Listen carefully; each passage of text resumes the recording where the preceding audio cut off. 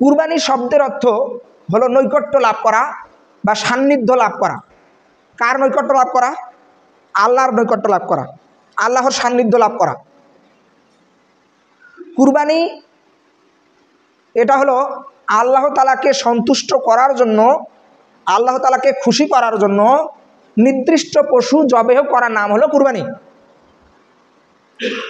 কুরবানি হলো আল্লাহ তাআলাকে সন্তুষ্টি করার জন্য, আল্লাহ তাআলাকে খুশি করার জন্য মানুষের সবচেয়ে প্রিয় যে বস্তু, মানুষের প্রিয় বস্তু বর্তমানে হয়ে গেছে টাকা।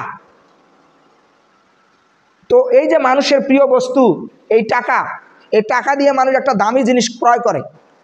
সেটা হতে পারে উট, হতে পারে গরু, হতে পারে ছাগল, হতে পারে ভেড়া।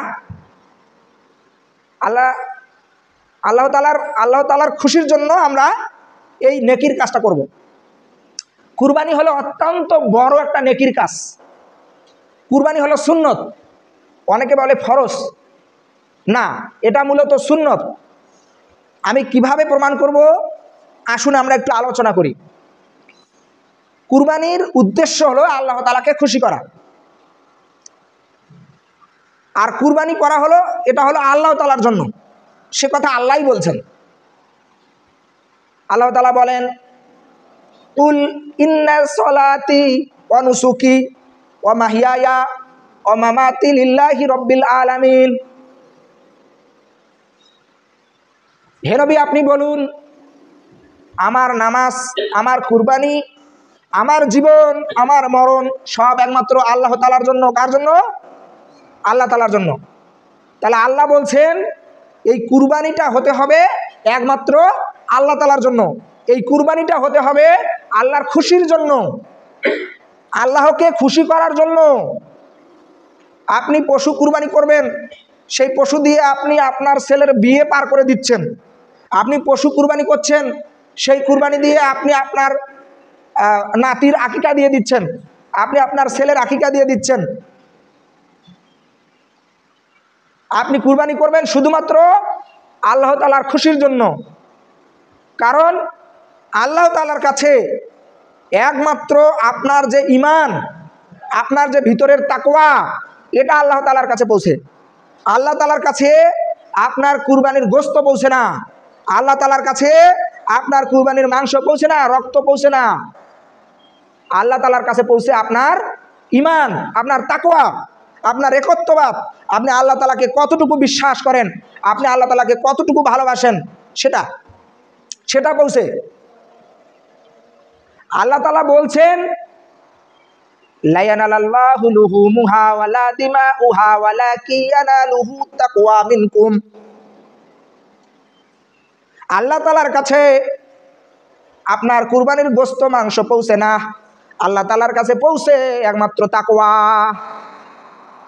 তাহলে কুরবানির গোশত মাংস আল্লাহ তাআলার কাছে পৌঁছে না, আল্লাহ তাআলার কাছে পৌঁছে কি? তাকওয়া। আপনার তাকওয়া, আপনার আল্লাহ ভীতি, আপনার খালেস ঈমান।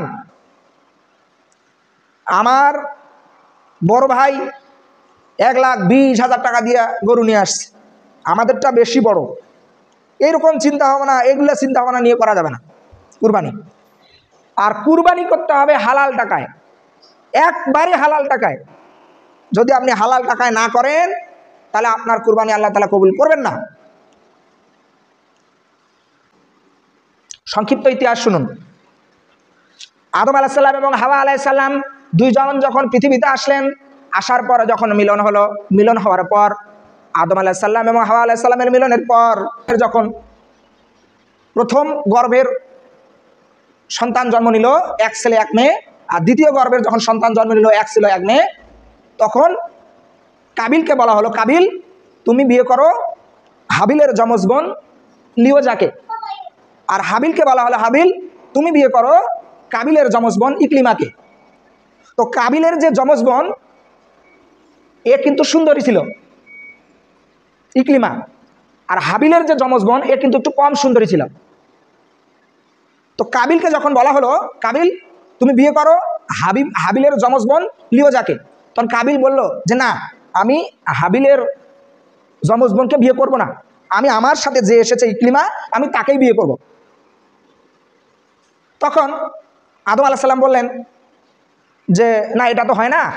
আচ্ছা ঠিক আছে, তোমরা কুরবানি করো, তোমরা কুরবানি করো, যার কুরবানি আল্লাহ তাআলার কাছে কবুল হবে সেই ইকলিমাকে বিয়ে করবে, মানে কাবিলের যমজ বোন ইকলিমাকে বিয়ে করবে, যে সুন্দরী ছিল তাকে বিয়ে করবে। আদম আলাইহিস সালাম এটা বলল। তখন হাবিল তো মানে মেষপালক ছিল, রাখাল ছিল। হাবিল একটা দুম্বা মাঠের মধ্যে এক জায়গায় রাখলো, আর কাবিল এ কিন্তু ছিল কৃষি কাজ করতো, কথা বলে না, কাবিল কিন্তু কৃষি কাজ করতো। তো তার একটু গম সে মাঠের মধ্যে রাখলো।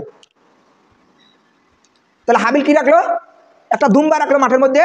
আর কাবিল কি রাখলো? যেহেতু সে কৃষি কাজ করতো, ধান গম এগুলো চাষ করতো, সে একটু গম মাঠের মধ্যে রাখলো। রাখার পরে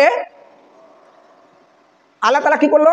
উপর থেকে আগুন নামিয়ে দিল, আর আগুন এসে হাবিলের কুরবানিটা জ্বলে গেল, আর কাবিলের কুরবানি কবুল হলো না।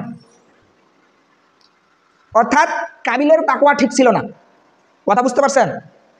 কাবিলের তাকওয়া ঠিক ছিল না। একজন নবী আদম আলাইহিস সালাম তাকে হুকুম করেছিল যে তুমি হাবিলের যমজ বোনকে বিয়ে করো, কিন্তু কাবিল সেটা মানেনি। সে হিংসা, সে রাগ, তার ক্ষোভ এরকম ছিল। তো যখন কাবিলের কুরবানি কবুল হলো না, তখন কাবিল কিন্তু আরো রাগে ক্ষোভে একবারে ফেটে গেল। কাবিল কি করলো? হাবিলকে বলল যে তোমাকে আমি হত্যা করব। আর হাবিল বলল তুমি আমাকে হত্যা করবে করো, কিন্তু আমি তোমাকে হত্যা করব না, কারণ আল্লাহ তাআলা সংযমীদেরকে ভালোবাসেন, আমি সংযমী হয়ে থাকব। আল্লাহ তাআলা বলছেন সূরা মাইদার 27 নম্বর আয়াতে আল্লাহ তাআলা বলছেন ওয়াতলু আলাইহিম নাবাবনা আদামা বিল হক ইয ক্বাররাবা কুরবানান ফাতুকবিলা মিন আহাদিহিমা ওয়া লাম ইউতাকাব্বাল মিনাল আখার ক্বালা লা আকতুলান্নাকা ক্বালা ইন্নামা ইউতাকাব্বালুল্লাহু মিনাল মুত্তাকিন। ওই যে যতটা ঘটনা বললাম ঠিক সেম আল্লাহ তাআলা এই আয়াতে বলছেন। আল্লাহ তাআলা বলছেন যে যখন হাবিল এবং কাবিল, আগে প্রথমে বলছেন আল্লাহ তাআলা বলছেন নবীকে, হে নবী তুমি ইহুদিদেরকে শোনাও, আদম আলাইহিস সালামের দুই পুত্র হাবিল এবং কাবিলের ঘটনা শোনাও। আল্লাহ তাআলা রাসূলকে বলছেন যে তুমি ইহুদিদেরকে শোনাও, একটা ঘটনার প্রেক্ষিতে বলছে, কিন্তু এই ঘটনাটা বিরাট ঘটনা।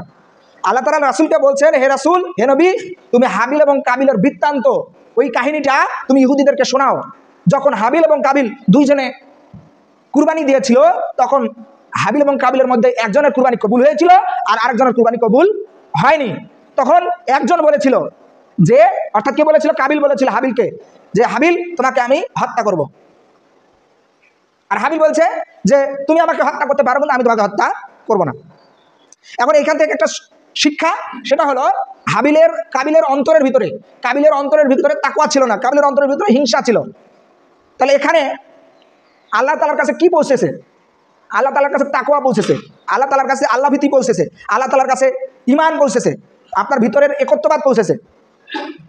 কুরবানি করতে হবে তাকওয়া দিয়ে, আপনার অন্তর দিয়ে, আল্লাহ তাআলাকে ভালোবেসে, ত্যাগ স্বীকার করে আল্লাহ তাআলার সান্নিধ্য অর্জন করতে হবে, নৈকট্য লাভ করতে হবে। কারণ কুরবানি শব্দের অর্থ হলো নৈকট্য লাভ করা, আল্লাহ তাআলার নৈকট্য লাভ করা। শুধুমাত্র একটা জবাই করলাম গরু, একটা দুম্বা জবাই করলাম হয়ে গেল, এটা না, এটা নাম কুরবানি নয়।